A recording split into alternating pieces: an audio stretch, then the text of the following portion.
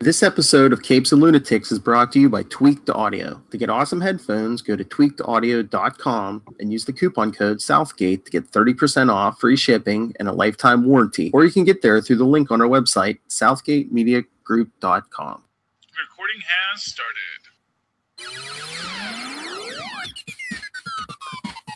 Listen to that sweet, sweet music, kids. You know what that means. It's time for Superconnectivity. I'm your host, Charlie Esser, and with me is the man behind the screen, the wizard himself. Phil Perich. That's the guy. Hey, the wingless wizard, the one man, just as smart as Reed Richards, but totally never gets the credit for it. Okay. Gravity discs, man. I know. The man is dreadful. The guy is like done so much, and he's like still considered like just a second-rate villain. And it's like, no, he's actually way smarter than like everybody. And not for nothing, he does it all without like, he doesn't have a country.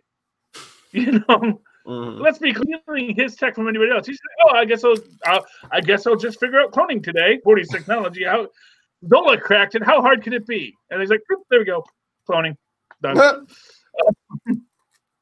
I did it. You know, there you go. That's how you play, man. The wizard. So of course, if you did not listen to Capes and Lunatics, which I'm sure everyone gets their news from. That's right. I'm sure there are people it's the only source of news that people can trust. We have gotten the sad news that Stan Lee has passed. And there's one rock troll out there living under the rock. Bill Maher. We weren't going to say his name, but okay. We gave him enough free footage on the other one, but I know. Yeah. Aside from him, it's pretty much a universal agreement that Stan Lee was in fact the man, as his name implied, and he is gone now. And it is a tragic and sorrowful thing. Although, like I said, I haven't seen a body yet, man, and we all know in comic books, no body. You know, they could bring him back, man. I'm just saying. I know. You know, and I want them to. You know, I want to know that there'll always be a Stan Lee cameo. And you know, they've tested it with Netflix with the whole there's a picture of Stan Lee in every scene, you know, and I think that's where we're going with this, and I do think Stan Lee will be around as a presence forever. As technology gets better, I mean, would you want like a hologram or something of Stan Lee, or? I think Stan Lee would want a hologram of Stan Lee. True. You know, not for nothing. Stan Lee's like the one guy. Yes, you can monetize and market my image after I'm dead. Yes, I'm all for that. 200 years from now, I can still be in the movies. Yes. Yes, you know, hey, not for nothing. Jan Lee needs the money too, you know. She's still around. Yeah. But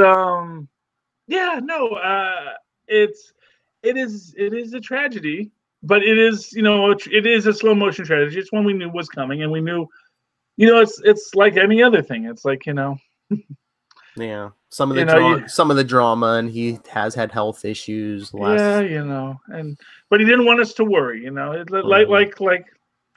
like every great old guy. He's like, I don't want the kids to worry about how sick I am. You know, if only he had moved in with Kevin Smith. Yeah, well, you know, Kevin Smith would have killed him in a day. No, that man doesn't eat right. I don't know. I mean, I know he got the surgery. He's eating now because he had a heart attack. Oh, yeah. Okay. Well, maybe. So maybe he could. I think he's vegetarian now. He's not even eating meat or anything now. Oh wow. Well, he dropped a bunch of weight. Yeah. Yeah. So he's not the fat man on Batman anymore. Maybe he could have prolonged Stan's life. Be like, here, man, have some weed. There you go. Medical marijuana could have saved Stanley. That'll be the story. No, I don't know. I mean, but you know, like I said, he's not really gone because he'll be with us forever. That's the whole point of being one of the most influential creators of the 20th century, you know, he is up there with Shakespeare now. You know, there's going to be Stan Lee stuff being poorly made, just like Shakespeare gets redone every couple of years by someone that just doesn't understand Shakespeare. People are going to be making bad Fantastic Four films forever. That's what I'm trying to get at. Hopefully the next one will be good. Hopefully. Yeah, well, you know, and Josh Trank, to his credit, said, I blew it. And that was like the first time he ever said he blew it, which I think is a real, it kind of tells you that, you know what, stuff like this, it brings out the reality. That's the first time in public he said, I'm sure that opening weekend, he's like, No. Well, he was always blaming other people, but he said he let Stan Lee down. And you know what? You did, Josh Trank. I'm glad that you can now admit that film in the future. You know, because it is what it is. But you know what? I'll say this: we have that footage of him as Willie Lumpkin. And you can totally just drop that in and into the next Fantastic Four film. You can even have that exact same hand in Reed Richards' mail, and just have the new Richards. Thank you, Willie. You know, just like they did when they sent them back to the Triple Trills episode. Remember that? That was yes. I forget what they called that. Trials and Tribulations. Yes. You know, and you can do that, man. You can just drop that Stan Lee anywhere. I got a package for Tony Stank. It's. And I still say my dream cameo for Avengers 4 is I want him back in his FedEx outfit delivering Cap's shield to Stank Rogers. Oh yeah. Yeah, I want him to. Is there a Stank Rogers here? Hey, I got this package for you. No, it's gonna be something. It's gonna be something like, hey, take care of your stuff better next time, kid, or something. Yeah. Well, you know what I'll say is I can imagine that cameo just had, you know, that would have been the cameo they'd want to do, because of course it is going to ties into that last thing, and it does give a nice bookend because we know Cap needs to get his shield back anyway. Mm-hmm. And I think having Tony have FedExing it to him, like, you know, with the name Stank Rogers, totally is a way to say we're friends again, burying the hatchet and working in a great Stan Lee cameo. True. You know, I think it all works out perfectly if they do that. And I could imagine that. I could imagine somebody. I can't imagine I'm just the most brilliant guy in the world thinking of that. I think that the writers over at Marvel Cinematic Universe probably figured that would be a really cool way to end Avengers 4 too. Mm-hmm. You know. And like I said, and I think they should do the two Stan Lee cameos, because they should open with Stan Lee fading away at the start of the film when they show everyone's fading away. Because that's the thing, is like we saw all the heroes fade away, but you need to see like everybody, like real people fading away too. You know, that this is really everybody. And like I said, if they hadn't shot that scene, they should use that scene from The Incredible Hulk where he drinks the soda, and just start with that, and then just have him go and then fade away. You know, that'll be perfect. And then you have him come back at the end. So you know after the Avengers save the day, Stan Lee's still with us. And that's how you end Avengers 4, Electric Boulevard. So that's my hope for their tribute to Stan Lee. Everybody's doing a tribute to Stan Lee. I was watching the old Incredible Hulk series today, and they did their little in loving memory of Stan Lee at the end. So that's good. How awesome would it be if like they did like a final cameo that explains why he wouldn't be in future cameos? Like, I don't know, like he ascends to be part of the Watchers or something, or no, because again, why? True. You know what? Like, no, the best tribute to Stan Lee is to say Stan Lee isn't gone. True. Stan Lee will always be with us. You know, that's the whole point of Stan Lee, is he is immortal through his creations, and he will always be with us through his creations. That is why Stan Lee is incredible, fantastic, amazing. Oh, is that why? Superlative. Is that why Avengers 4 is going to be like 3 hours long? Because a half hour of it's going to be a Stan Lee tribute. you don't need to go over the top. But like I said, there will be some kind of reference to Stan Lee in it, and I do think that, like I said, I think it would. Like I said, I think it is. Like I said, I was surprised they didn't do Stan Lee's cameo as Stan Lee fading away. Yeah. At the end of Avengers 3, because I thought that would have been the most fitting thing to have. But maybe they didn't want to. Maybe they didn't do that expressly because they were worried. Oh man, we make Stan Lee fade away at the end, and then he actually dies. I was gonna say they don't want to tempt fate. Yeah. Exactly. So I think that's why they didn't do it in Avengers 3. But now that we're here. And if you could do it because it's like, well, he fades at the beginning, but then he comes back at the end, and we're all square. I can see that happening. Basically, I don't think anyone, when they were writing Avengers 4 and Avengers 3, didn't think about this, because not for nothing, it is an elephant in the room that someday Stan Lee was going to die. We're doing a story where half the universe dies. Did you see that? Did you see that meme online where those ones where people's brains are keeping them awake at night, and this one I saw was just like the brain telling the person keeping them up. In Avengers Infinity War, Nick Fury's whole plan is based on the fact that Captain Marvel didn't disappear in the snap. Yeah. Well, I mean that is the plan. I just saw it as a Hail Mary. It's like, okay, if she's still here, hit the button. Well, yeah, because obviously this was a cosmic level threat. Basically, yes. People disappearing. This is a Galactus level threat, and he is. I'd say even more so because Galactus can only hit like one planet at a time. This hit the whole universe at once.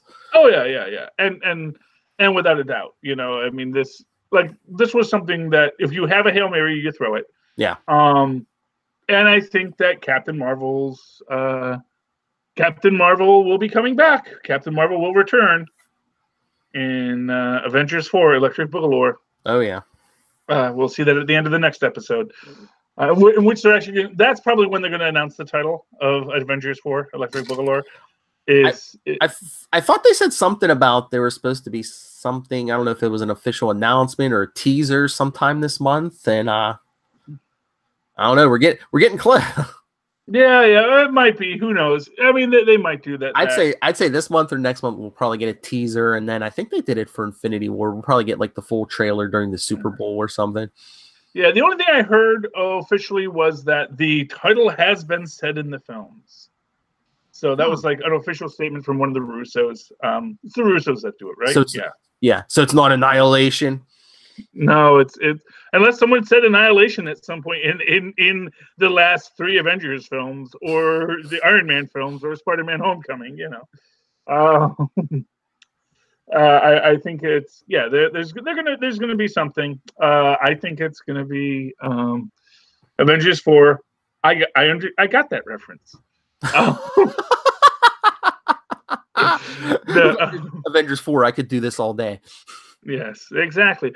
But like I said, I think it's just gonna be called Avengers 4.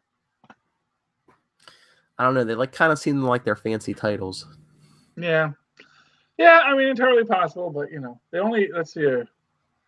It was weird that everyone says only the original Avengers are left, except Rhodey's left too. Yeah. So he's not an original Avenger because Tony forgot to call him. Actually, did he have the suit by then?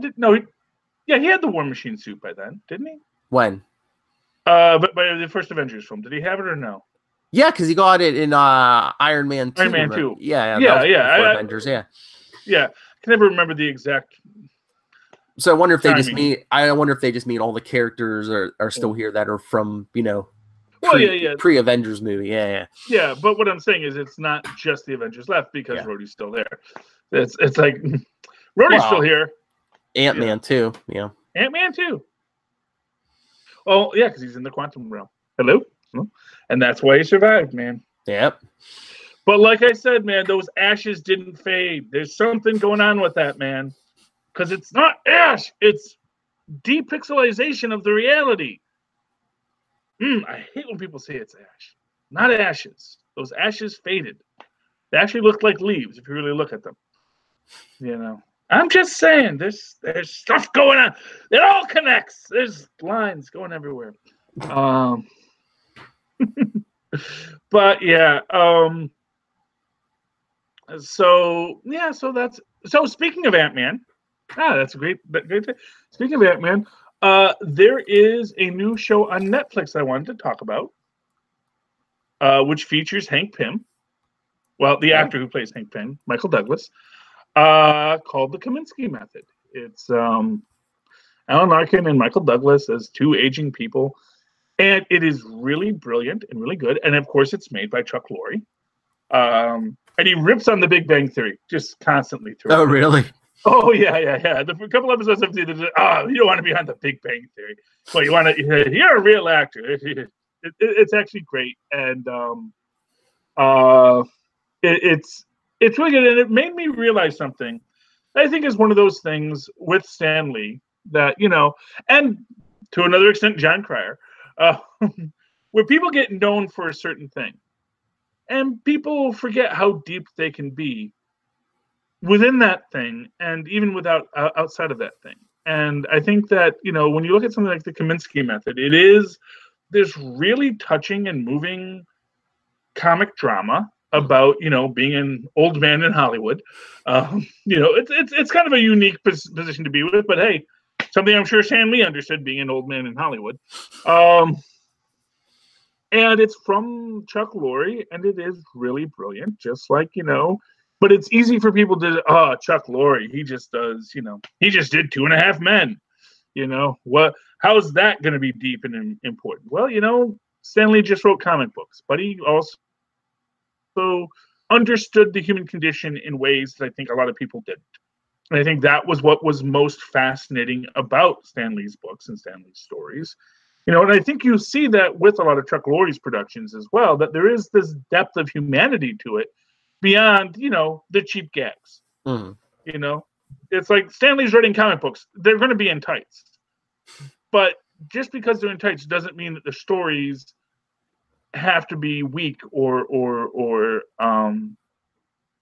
uninformative of the human condition. And I think this is where you have this great coalition of people who, I mean, coalition isn't the right word, but it's the word I used, where people have this thing that they can bring to a table that you never see, because all people are seeing is that surface. And if all you look at is the surface, I mean, this is why, I'll say this, is that Stan Lee has made Wortham more famous than Wortham ever could have hoped. As Stan Lee's imagined antagonist, Wortham lives on just because Stan Lee basically makes him look like a punk, and I think that's one of the great things about Stan Lee. And I think that, the fact that he brought depth to it, and people like Wortham, people like that troll, they look at the surface of comic books and they say, oh, what could this ever be? What's the humanity? What's the hope in it? And it's like, it's something about the human condition. It's myths that have been with humanity since the dawn of time, retold and reimagined for a modern age. It's something that is great and powerful, and that teaches us something about what it means not only to be human, but to be a good human. Yeah, I think Wortham, like our troll, yes, sir, you are a troll. I don't think they even looked that deeply into it. I think they're just trying to make a name for themselves.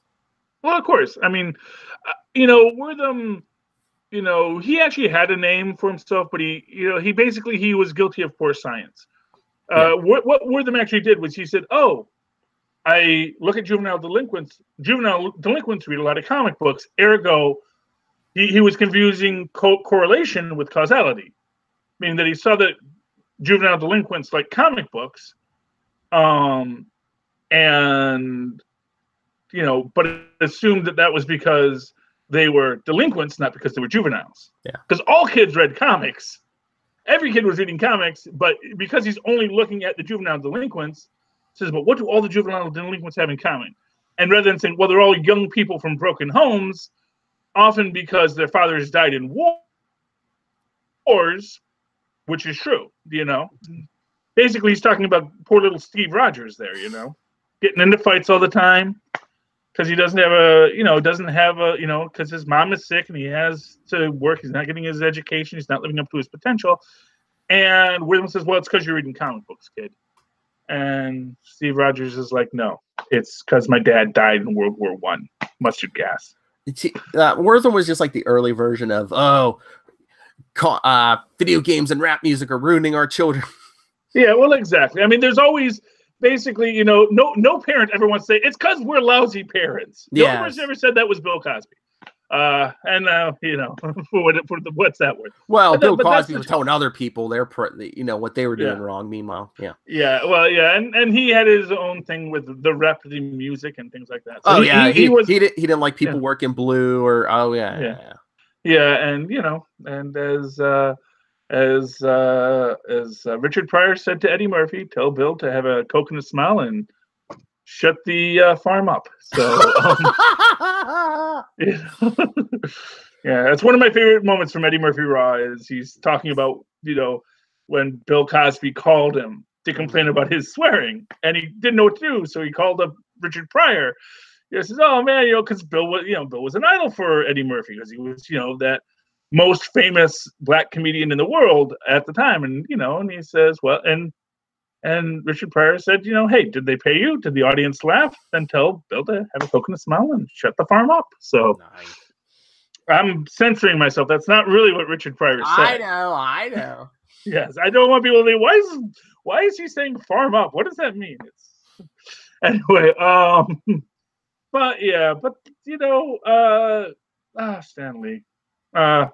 He will be missed, like I said, but he won't be missed because he'll always be with us because his legacy always be there. His legacy continues to keep going on and growing. Like the good news we got yesterday on Agents of S.H.I.E.L.D. got renewed for another season after this one that's coming up. Yeah, and like I said on Capes, I think it's because I think it's a lot of things. I think one thing is that I think that all of the bad blood at Marvel Cinema has gone away. I think that basically Disney put everybody in a room and said, you guys are going to play nice because I don't need this. Disney doesn't need the agenda, doesn't need your kids fighting all the time. And this was a product like Cloak and Dagger that is 100% Disney owned. Oh yeah. Unlike that Netflix stuff, this is 100% Disney owned. And they can do what they want with it. And I think they understood they needed to do that. They needed to have this be their show. And it is popular as it has recently come out. It is more popular than any of the Netflix shows. That as a recognized brand, this is a show that everybody has a positive view of and is aware of more than any of the Netflix shows. But I mean, I don't want to talk bad about Agents of S.H.I.E.L.D. I mean, it's a great show. I like it, but do you think they get better ratings because they're on broadcast television as opposed to the Netflix stuff where it's behind a paywall? Well, I mean, obviously, it's easier to get at, and so that gives it more notice. I mean, but of course, that may be causal, but it is irrelevant. Doesn't matter why it's more popular. It's just that it is. Maybe if you had a Daredevil, if Daredevil had been on ABC, then it would have been popular or more popular. Or maybe because it was on ABC, it would have had to pull some punches or probably it would have been going through the exact same stuff that Agents of S.H.I.E.L.D. was going through at the time, which is that disconnect between Marvel Television and Marvel movies. Mm-hmm. I think that the Netflix shows are great, and I know we've lost 2. Half the Netflix shows gone in a snap, as they say. Although not actually half, because there's actually 5.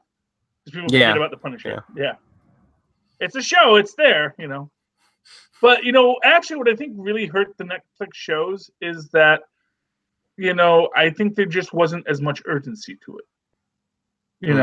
And it's sort of like with the Teen Titans, or the Titans show. It's like, if there's not an urgency to watching it, what is my motivation to sit down and do the binge?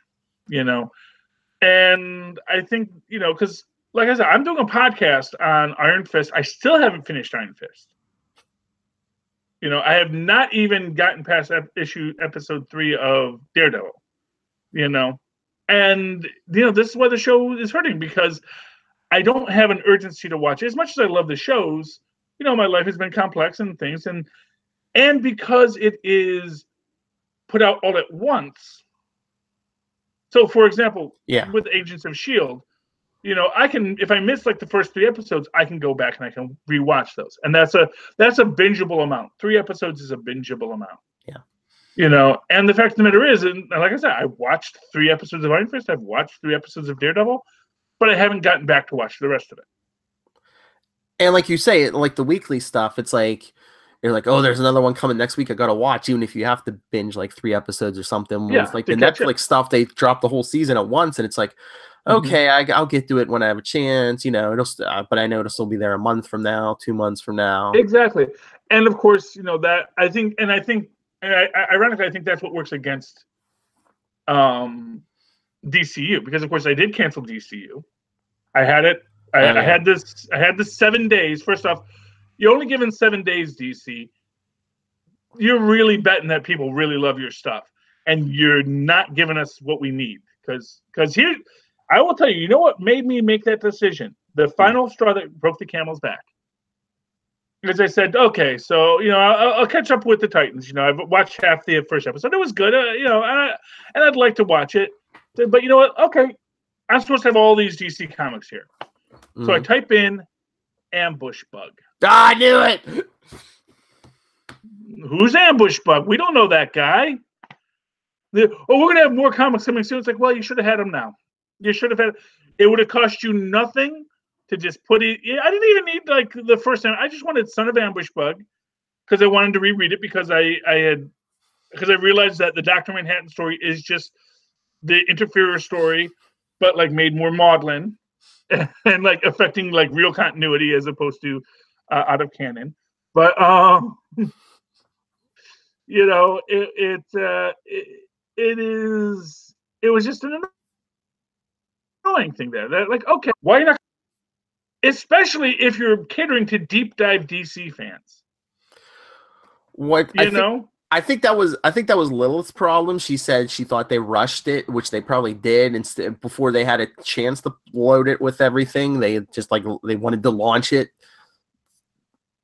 Yeah, but why do you do that? You don't launch something before it's ready. That's how spaceships blow up. That's how Oh, Reed Richards should have waited. Everyone knows it. Like, okay, it worked out great. He got superpowers, but his friend got turned into a thing.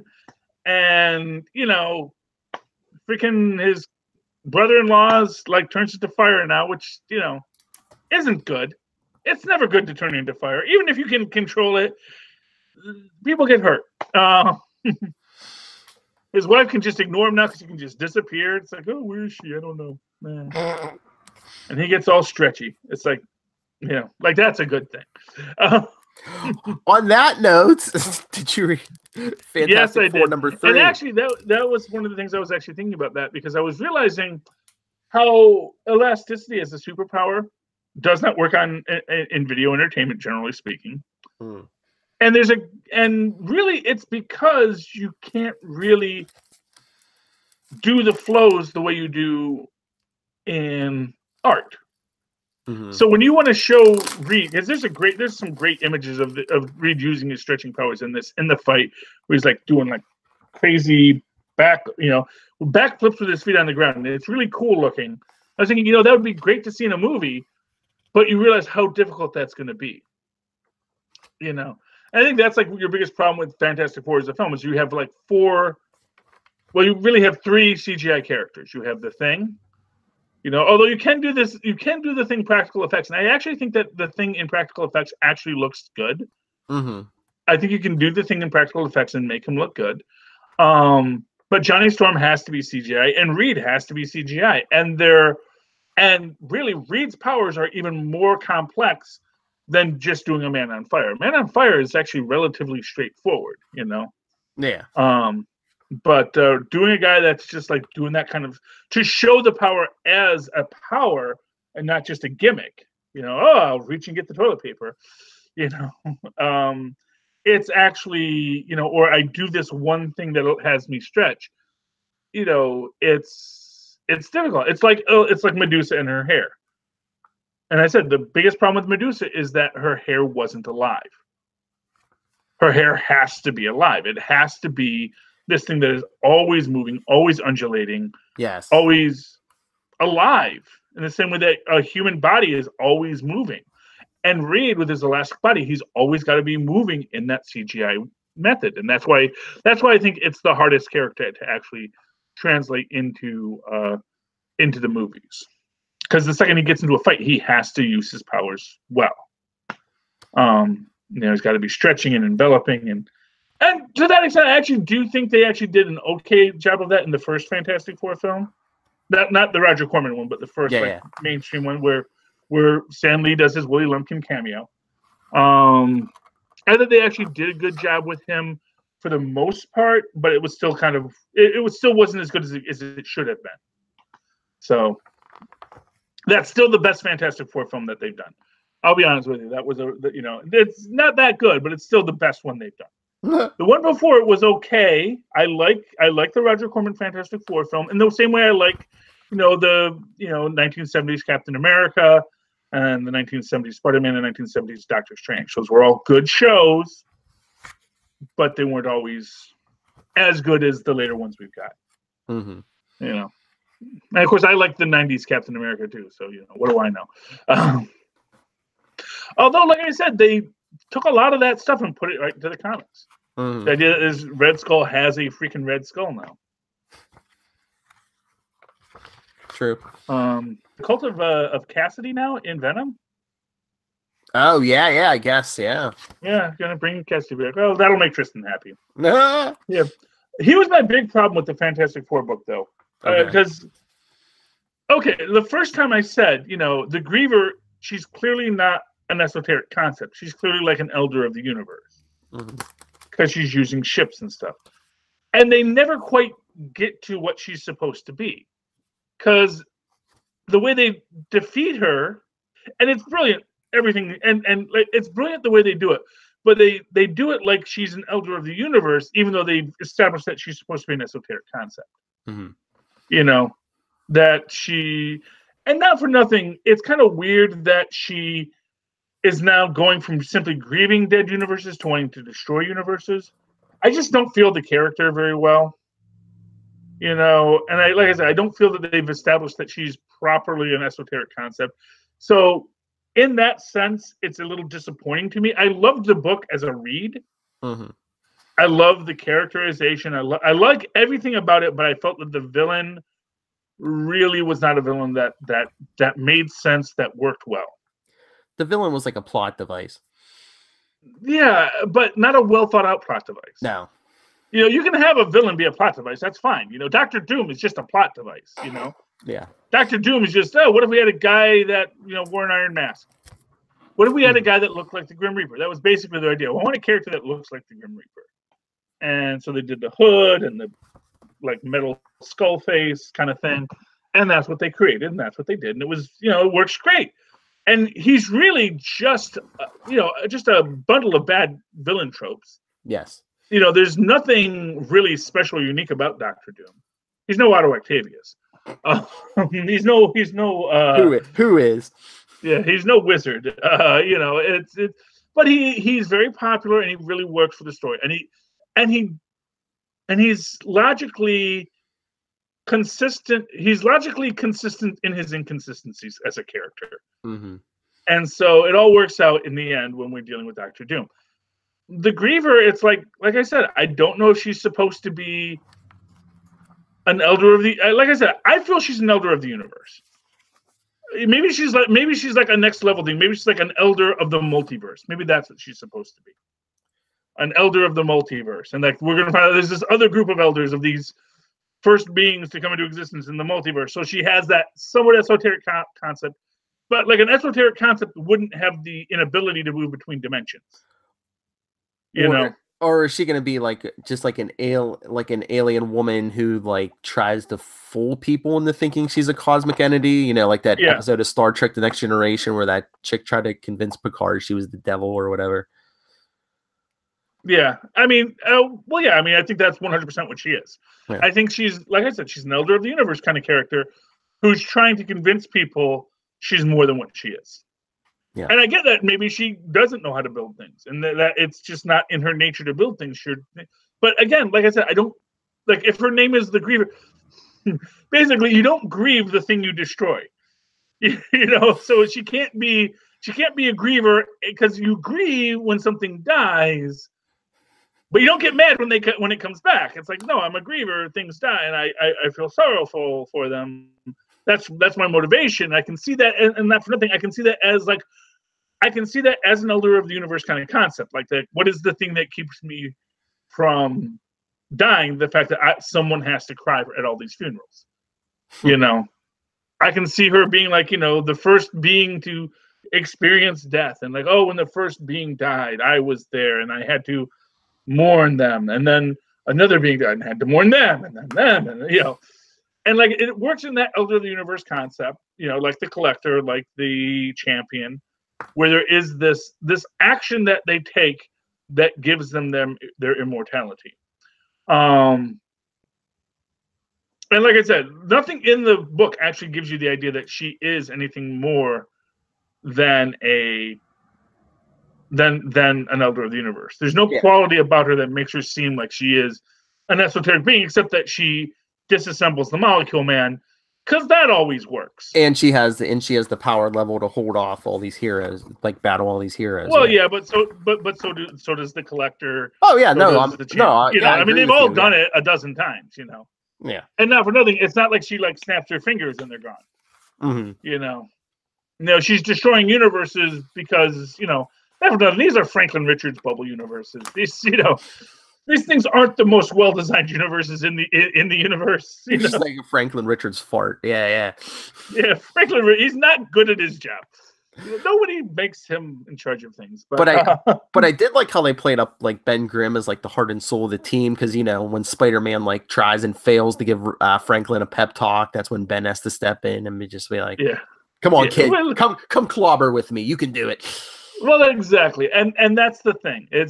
That's the thing. And I love that you are not going to tell him he has the ultimate power and the ultimate responsibility. You're not going to put all of your issues your baggage on poor little Franklin. Yeah. It's like, you know, you got issues, Pete. We all know it, you know. And you're not going to put all that on poor old Franklin, you know. Because the thing knows he is Peter Parker. Because he did reveal himself to the Fantastic Four. Well, that may not still be canon because that universe got destroyed. And no, it actually would still be canon because this is actually the thing from the original 616 universe. Yes. It all works out. So what's this untold tale of Iceman being a member of the Fantastic Four for 5 minutes? It's non-canonical. Back when Namor. Yeah. And I love that whole guy. There's basically, they're not really members of the Fantastic Four, but yeah, they sort of are. Although technically, shouldn't Doom have been there then? Oh yeah. Really, Doom, the Wizard, the Mad Thinker, they were all part of the Future Foundation when they got the input of the evil people. You know, Diablo should have been there, man. Diablo would have been cool. That was Future Foundation on Fantastic Four.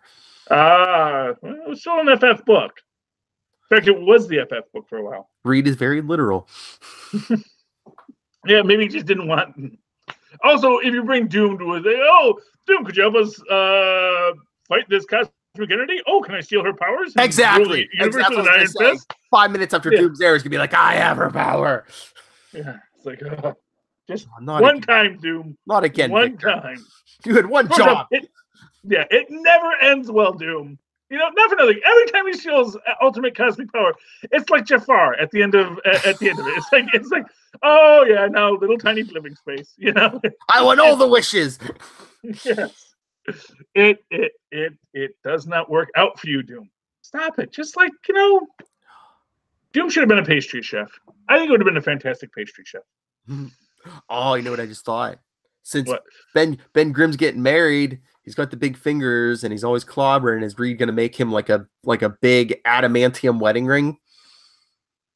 Well, of course. So it doesn't get damaged when he's clobbering.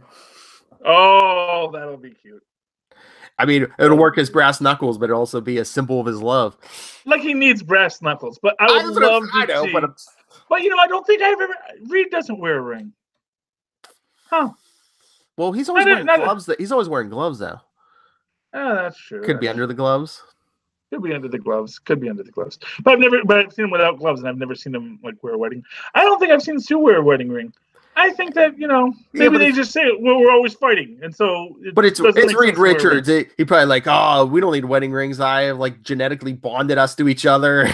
Well, technically, when you are with someone, you do actually share, pheromones and things that bond you as human beings to one another. That's why it's very hard to leave the person you love.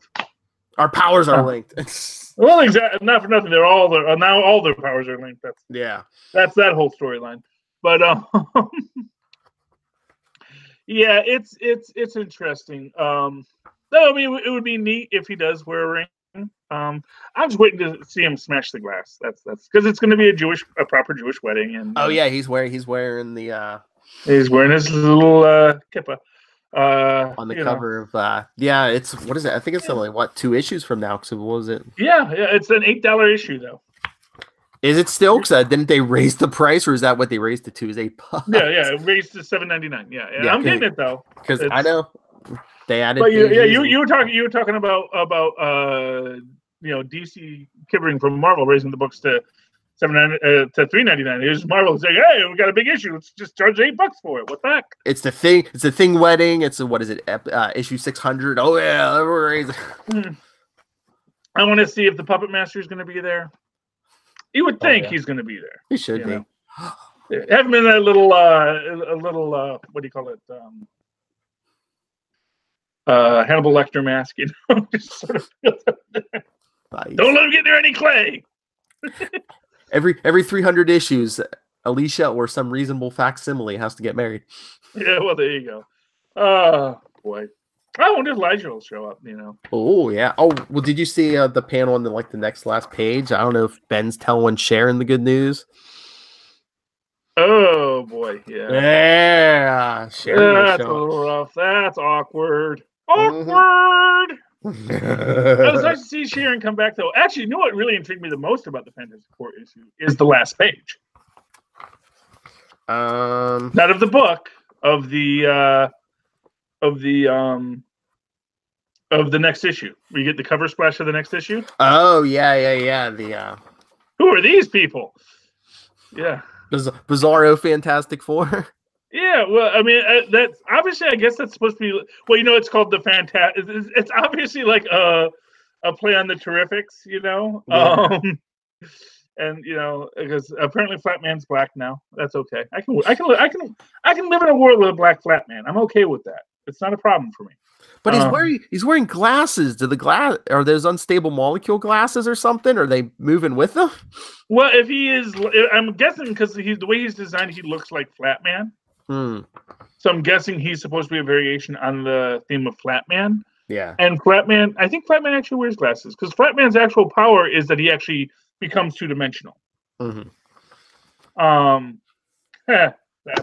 That's ironic for a West Coast, Great Lakes Avenger. He actually becomes. I'm a two-dimensional character. But yeah, so I believe he actually does wear glasses, and it does flatten out. I could be wrong on that, but I feel that it might be a thing. And the fact of the matter is, like I said, they're clearly poking fun at the Terrifics, and so you tried to do a Fantastic Four. It did not go well, did it?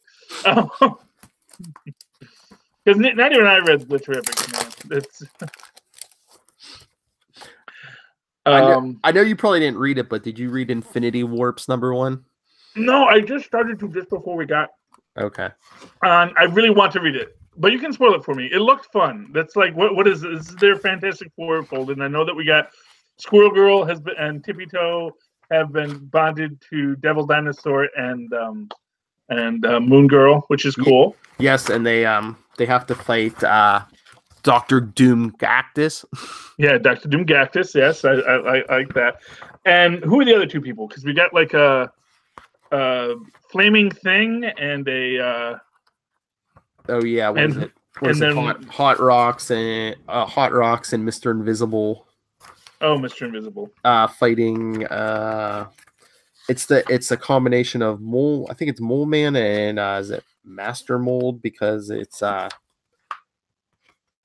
where's his full name? Master Mold and his Centenoid slaves. Okay, well there we go. Hey, I always like a good Mole Man story. So I'm looking forward to that Infinity Warp. That looks like fun. So it's the Terrific 2 now joining up with brothers. Oh, brothers. Okay, Mm-hmm. Went up in space one day, and we've got. Is their last name Storm, or is their last name Graham, or what's their names in that? Like is Ben and Reed Ben and Reed Storm. Ben and Reed Storm. That works. I can work with that. No, it looks like a fun book. I was really excited about it, and I when I first downloaded it, I wasn't quite sure what it was because it's on my phone. Like once I got to it, and who's the green person? Oh, that's a combination of Black Widow and She-Hulk. Oh, cool! I thought that was what it was going to be. Yes, that sounds like fun. There's a story with her working with I don't know if they use their names, but it's a combination of Kate Bishop and Hellcat. Oh, cool! Yeah. Yeah, well, I'm looking forward to that. So that's going to be a great book, and like I said, I hope the Infinity Warped universe continues on in the way that the Amalgam never got the chance to. Although I think officially it is canon that the Amalgam universe does exist out there somewhere. Mm-hmm. You know, past the copyright, past the corporations and copyright laws. Yeah, AT&T and Disney now. They're not there. Yeah, that's those two giants of the universe. I think AT&T is bigger, you know, although it's made more mistakes over the years and has such a convoluted story, you know. The whole Time Warner AOL thing. That ended poorly. But yeah, I did read Venom. That was nice. That was good. Get the maker there. And like I said, I get the feeling there's. I don't know. I'm still not sure how I feel about the maker. I mean, I don't like him in general because he's like an evil Reed Richards. But he's not like a cool evil Reed Richards. He's like a boring evil Reed Richards. He kind of showed up when the Fantastic Four is missing. Are we going to get a Reed Richards versus Maker battle? Probably. I mean, you know, it has to happen. Come on. And of course, Reed Richards is going to defeat him. So. Outsmart him, yes. Yeah, because he always does, because he's the best Reed Richards, because he's the one who understands you can't just be Reed. You actually have to be a part of the Fantastic Four. He's like the one person who he's the one, you know, and you know, this would be a perfect thing to bring up about Rick and Morty. Like the Ricks who stayed with their families are like the happy Ricks, and they're actually the smartest Ricks because they understood that all this other stuff is meaningless unless you have, you know, a family to go home to. So that's that. You know, love that aspect of it. Love that book. And but yeah, got a nice little shout out to Flash Thompson and Venom. Yeah, and he'll be back, man. He'll be back. Well, I mean, it's kind of one of these things where, it's kind of like the death of Captain Marvel, where it's like they really can't bring him back because his death is too iconic, you know. But they brought back Bucky. You know, they brought back Bucky. All the people to bring back. Uncle Ben's still dead. He's a Spider-Man character. They'll clone him or something. Yeah. Well, I'm sure he'll get cloned. That's the thing. And I think that's what they sort of established here is that, you know, we can bring back Flash Thompson at any time. It won't be Flash Thompson, but we'll just recreate him from something. But, you know, the idea that the symbiote holds Flash Thompson's DNA, and it has been established that the symbiote could I actually really liked what they sort of did in that book, which was have Flash Thompson as the personality of the symbiote. Mm-hmm. I thought that would have been a really interesting take on it. Yes. But then they said, no, well, we're not going to do that at the end of it. But I get the feeling the symbiote's healing, and that's sort of what it's going through now. And like the symbiote is probably pulling from Eddie to heal itself, and will eventually maybe recreate its own Flash Thompson from that. Yeah, that would have been that would have been cool. It's like hard being like the second choice of the symbiote. Like, I really liked Flash. Flash was cool, you know. I don't want to be with all you jerky supervillains. You really ruined my day, you know. Flash didn't want me to eat brains and stuff, man. Yeah, what if I want to eat so many brains? I get more from chocolate. Just give me chocolate. That's all I want. You guys are always blaming me for eating the brains. That's not me, dude. It's not me. It's you guys. You guys are just weird, you know. All he ever wanted me to do was change appearance and help him hold his guns. That's it. That's it. Yeah, man, we had a great time. Some web swinging, you know. Yeah, it was like, you know. That's why I say I think the hosts, they blame Venom for their evil, but I actually think, like, you know, Garrigan was like, oh, I ate a guy's arm. That really freaked me out. It's like, no, you wanted to eat that guy's arm. There's not even brain matter in there, and you ate the guy's arm. It's like, come on, man. Mm-hmm. Why are you blaming the Venom symbiote? It's like, I'm just a symbiote, man. I'm just along for the ride, you know. I'm basically just getting nutrients from you guys. So, you know. I don't know what all this eating brain stuff is about. You guys are weird. That's what I'm saying. Oh, you racist? You think all aliens eat brains? Okay. Yeah, well, exactly, you know. Anyway, and like I said, it's not like Flash Thompson ever ate anyone's brain. No. Like, and the symbiote was alive in him, and I think that's where you first start having the conversation with the symbiote, where the symbiote really has a connection with someone. Yeah. Never eats a brain. Not once. You know, they're never even like, oh, Flash, we got to go eat some brains. Because not for nothing, Flash has an addictive personality. He was an alcoholic. You could have made Flash eat brains really easy if your motivation was just wanting to eat brains, you know? Yeah, no, Flash was just like, help me in my mission. I'll treat you right. Exactly. You know, well, you know, Flash is a decent guy. You know, once he got over his whole bullying phase, he was actually a pretty decent guy. Once he dealt with his issues, you know? I mean, he was a bully, true, but that's because they revealed, you know, he had like an abusive alcoholic father, though. Well, yeah, exactly. I mean, well, that's the thing. It's like with Flash Thompson, it's like, oh yeah, you know, he had a rough childhood, and you know, that you know, it doesn't excuse bullying, but it also explains it. You know, it explains, it doesn't excuse. And the fact of the matter is, you know, Flash Thompson, once he dealt with his issues, like most villains, once he dealt with his issues, he was actually a pretty cool guy. Like, you know, like freaking Molecule Man. You know, once he like went to therapy, he was like, I don't want to take over the world anymore. It's okay. I actually don't need to impress my mom that much, you know? You know, and then he settled down with Volcana and actually had a nice life for a little while. Then, you know, the Beyonders come and it all got mushed. But he'll be back, you know. Then he got like all of his selves were the Molecule Men. They have a hard time. Anyway, Philip, what else was there to talk about? I sent you a list, but I know we talked to I don't think you sent me a big list. We talked to Convince. We talked about everything, actually. Method, you can't the universe. Yeah, I don't think you sent me a big list this week. No, there wasn't. I mean, honestly, I can talk more about why DC Universe is like not worth $7.99 for one show. That's the thing. It's like for one show. Oh, did you want to? I mean, we just barely grazed on it on Capes and Lunatics. Did you want to talk Thor? Oh, well, I loved Thor. Thor was actually a really good book this week. And what I loved about Thor was that it was something that they touched on before. Like I said, when Thor 7. When I forget her name, but some random goddess, when they were living in what was it, Iowa? When Asgard was moved to Iowa or something like that. Oklahoma, that's what it was. I knew it was one of those states. Anyway, and the goddess falls in love with some dude, and then, you know, Doom kills that guy. Mm-hmm. And Doom was like, what would you care? Why should you care about a human life? You'll live forever. It's like, exactly. And I will grieve forever because of that. And this is what happens with Thor. It's like, you know, Loki says, oh, I'll make him fall in love with a human woman. And then when that woman dies, he will be horribly, horribly depressed and he'll never go back to Midgard. But of course, it has the exact opposite effect. It's like, no, I will always hold her in my heart because I am immortal. and it would be a disservice to her if I abandoned her home because of it. Now I'm bound here forever because I fell in love.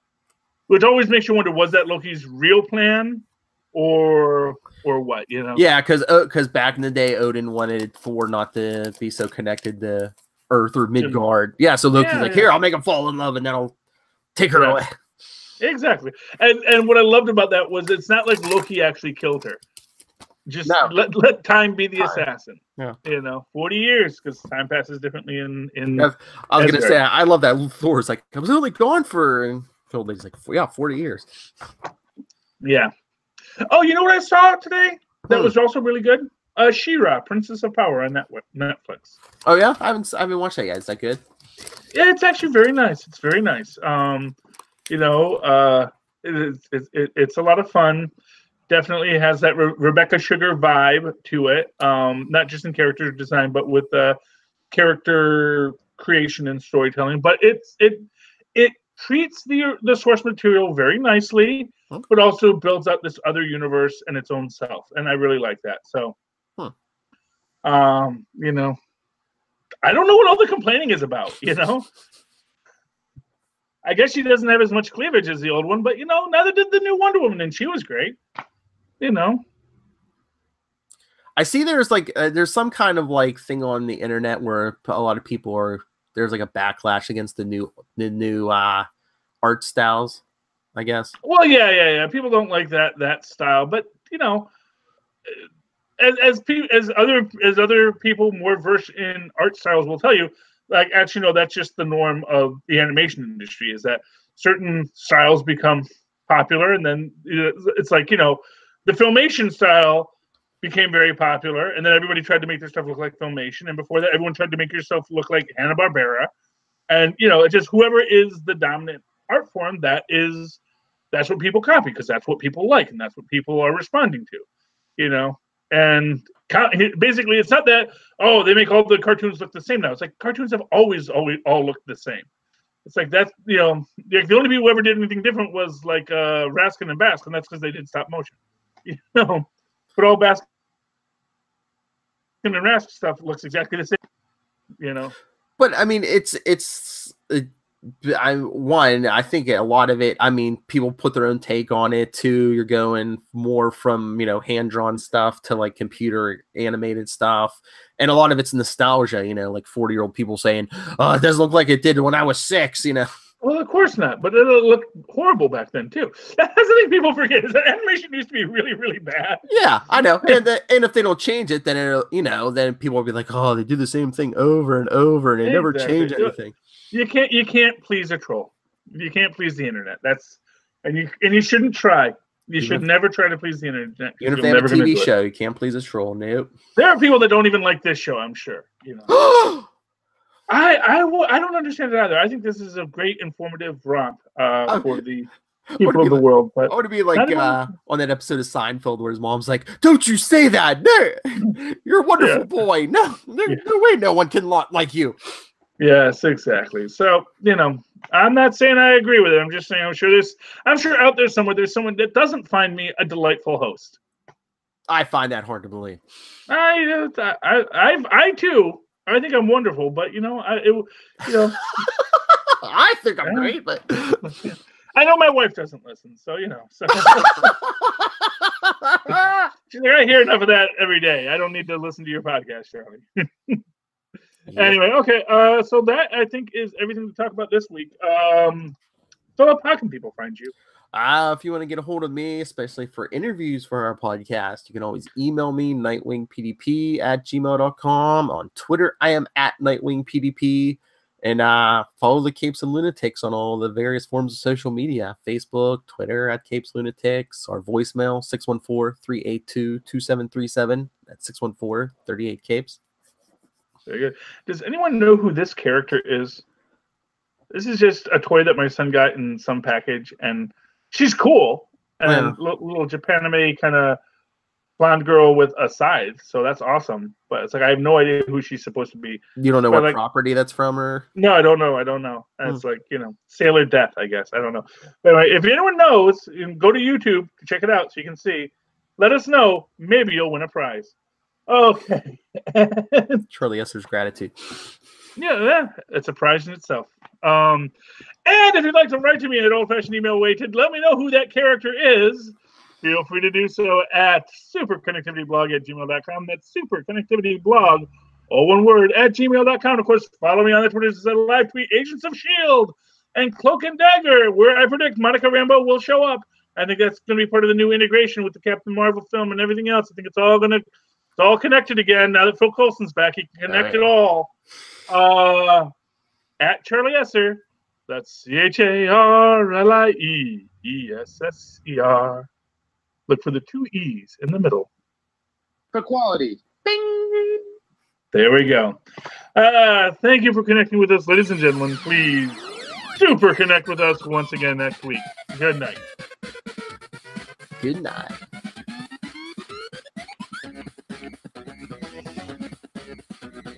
Did we go long this week? I don't know. We might have. I mean, usually around an well, hour, I just noticed it's almost sometimes a little more. noon. But yeah, Yeah, we did the other one 9, but that I know that went long. Yeah, so. we took a longer break in between, so I mean, it was probably around an hour, a little more. Okay, yeah. I like to do it less. I like to do like a half hour, but I can't stop talking. You pull the pin. Gotta deal with the explosion. Everyone loves Charlie Esser. Hooray!